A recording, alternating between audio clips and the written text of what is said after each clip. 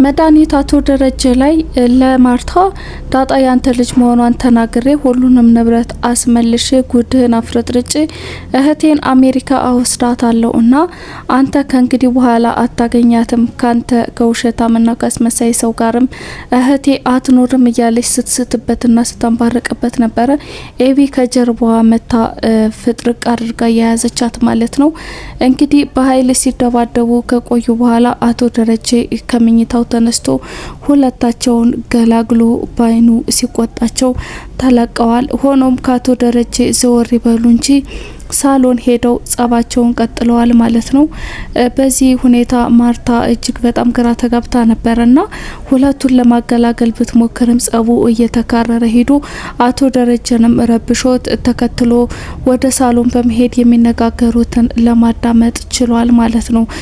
በዚህ በሁለቱ ንግግር መካከል መድኃኒት ደረጀ በጣም ሌባ ጭበርባሪ እንደሆነና ይቅርታ የማያስፈልገው ሰው መሆኑን እህቷንም አሜሪካ ይዛት ልትሄድ መቁረጧን እየተናገረች ትገኛለች። ኤቢ ደግሞ እናትየውን ይቅርታ አድርጊለት፣ ሰው ሁሌም ያጠፋል፣ በይቅርታ ነው ትዳር የሚገነባው፣ ስለዚህ እማዬ አሁኑኑ ነይና ለአባዬ ይቅርታ አድርጊለት እያለች እናቷ ስር ተደፍታ ስቅስቅ ብላ እያለቀሰች እቃም እየሰባበረች ራሷን ማረጋጋት አቅቷት ከፍተኛ ጭንቀት ውስጥ ገብታ ትገኛለች።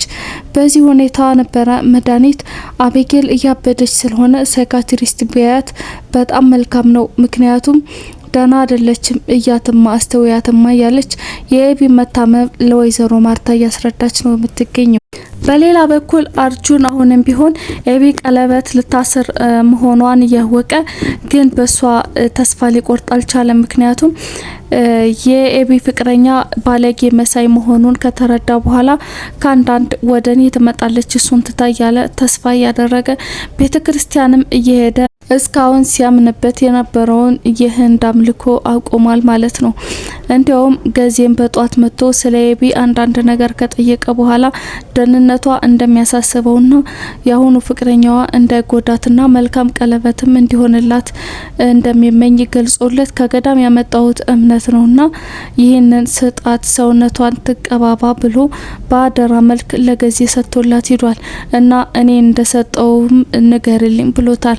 ገዜም በጣም እየተገረመ ነበረ። እንግዲህ መልክህ ብቻ አልቀላም እንጂ መላክ መስለሃል፣ ጥቁር መላክ እያለ ሙድ ሲይዝበት ነበረ። ገዜ የተሰጠውን እቃ ለኤቢ በአክብሮት ሰጥቷታል እና መጥቶ ነበረ ሲላትም እንዴት ሳያገኝ ሄደ በማለት በጣም እየተገረመች ነበረ።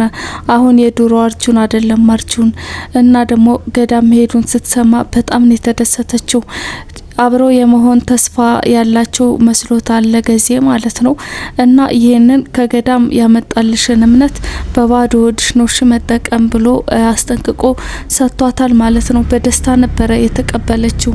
በሌላ በኩል ናታንና ዳጣ እንግዲህ ኤቢ ቀለበት ስታደርግ እኛም እናደርጋለን በማለት ዳጣ አንድ ሀሳብ አቅርባ ነበረ። እነሱን ተከታትለን ማድረጋችን አግባብ አይደለም እያለ ናታን ዳጣን እየተከራከራት ይገኛል።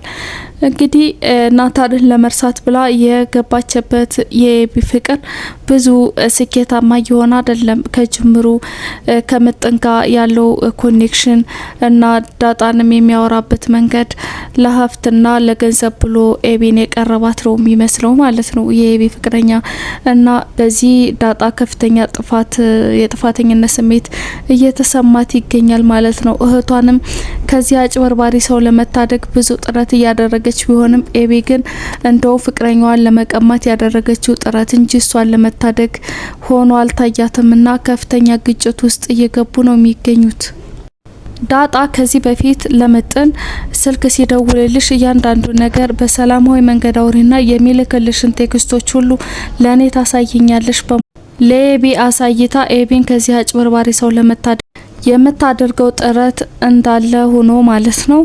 እንግዲህ ዛሬ ሲደውልልኝና ማታም ቴሌግራም ላይ ሲያወራልኝ ከወገብ በላይ ራቆት የሆነ ፎቶ ሲልክልኝ ነበረ ባለቻት መሰረት ይሄንን ለኤቢ ለማሳየት በሞከሩ ጊዜ ቴሌግራም ላይ አጥፍቶት ነበረ የላከውን ፎቶ ማለት ነው።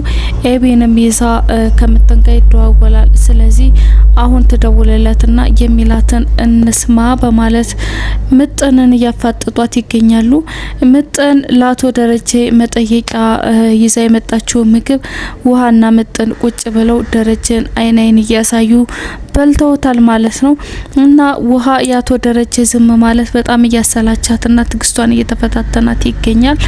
መቼ ነው የምታወራው? እስከ መቼ ነው ዝም ብለህ አይኔን የምታይኝ? በማለት ከፍተኛ ምሬት ውስጥ ገብታለች። በሌላ በኩል ወይዘሮ ማርታ ለናታን እንዴት ነው ሕክምና የማትወስዱት አቶ ደረጀን? እና ምንም ሰው እኮ ጥፋት ቢያጠፋ ይሙት ማለት አይደለም፣ ስለዚህ አታሳክሙትም ወይ በማለት ናታንን እየተናገረችው ነበረ።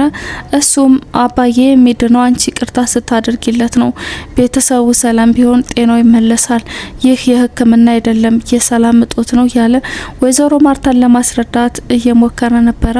ወይዘሮ ማርታ ግን ልቧ ወይ ፍንክች ብሏል ማለት ነው። በብዙ መልኩ እንግዲህ ቤተሰቡ ሊያግባባት እየሞከረ ነው። ከዚህ በፊት ምግብ ማንበላም ብለው አድማ አድርገዋል፣ አልተሳካላቸውም። አሁን ደግሞ ኤቢ ከፍተኛ ጉትጎታ እያደረገች ነው የዚህ ቤተሰብ እንዳይበትን ማለት ነው። እና አሁን ኃላፊነቱ ሙሉ በሙሉ አቤጌል ላይ ነው ያለው። ዳጣና ናታንም አሁን ከፍቅራቸው ውጪ ብዙ እያሰቡ አይደለምና ኃይለኛው ድርሻ አቤጌል ላይ ሆኗል ማለት ነው። ኤቢ በተለያየ መልኩ ጫና እየወደቀባት ይገኛል። አንደኛ ፍቅረኛዋ በጣም እያወዛገባትና ግራ እያጋባት ነው የሚገኘው። ሁለተኛ የእናቷና የአባቷ አለመስማማት ከፍተኛ ችግር ውስጥ ከቷታል ማለት ነው። እንግዲህ መድኃኒት ከዚህ ቤተሰብ ጋር ከፍተኛ ችግር እየፈጠረች ያለች ቢሆንም ሰሞኑን አቻ ጋር ኃይለኛ ፍቅር ይዟታል ማለት ነው። እሱ ለዛን ላይ በመጣበት ቅጽበት ነበረ በሁለታቸው ፍቅርና መዋደድ የሚቀናው ገዜ እና ከአሜሪካ የመጣች ዲያስፖራ እንዳለች መልኳም እጅግ በጣም የምታምርና እንደው ለሱ ሁነኛ የምትሆን ሚስት እንዳገኘለትና እሷም እንደወደደችው አግባብቶ መኝታ ቤት ደርሶ እንግዲህ አቻ መጥቷልና ውጭ ላይ ቆሞ እየጠበቀች ነው በማለት ሁለቱን ያገናኛቸው። ሁለቱን ሲያገናኛቸው ግን እንግዲህ ለዛን ነው መፈልገው ያለው ነበር አቻ ማለት ነው። ለዛ እንድታይ አድርጎ ነው ሁለቱን ሲያገናኛቸው የነበረው። ለዛ ከፍተኛ ንዴት ውስጥ ገብታ የኪችኑን እቃ በጠቅላላ እያተረማመሰችው ትገኛለች ማለት ነው። ምክንያቱም ከሷ ጋር ተያይዞ ወደ ውጪ ሲወጣ ስላየችው ማለት ነው። አቻም ብዙ እየተደረደረ ነበረ። ለዛም ፈልጎ እንደመጣ ሲነግራት እናንተ ደግሞ በጣም ችግር አለባቸው የዚህ ሀገር ወንዶች በማለት እንግዲህ እሷን የመሰለች ሴት አጠገቡ ሆናለት አንዲት የቤት ሰራተኛ እሷን ነው መፈልገው ማለቱ በጣም እያስገረማት ማለት ነው። በመጨረሻም ግን እንደምንም አስማምታ አቻን ይዛው ሄዳለች። እንግዲህ ለዛ ከፍተኛ ንዴት ውስጥ ገብታለች። ዳጣ በጠይቃትም ችግሯ ልትናገር አልቻለችም።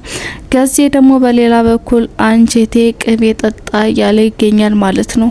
በመጨረሻም ዳጣና ኤቢ ምጥንን ለቃዲስ እንድትደውል አፋጠዋታል እና ስትደውል ምን የሚፈጠር ይመስላችሁ?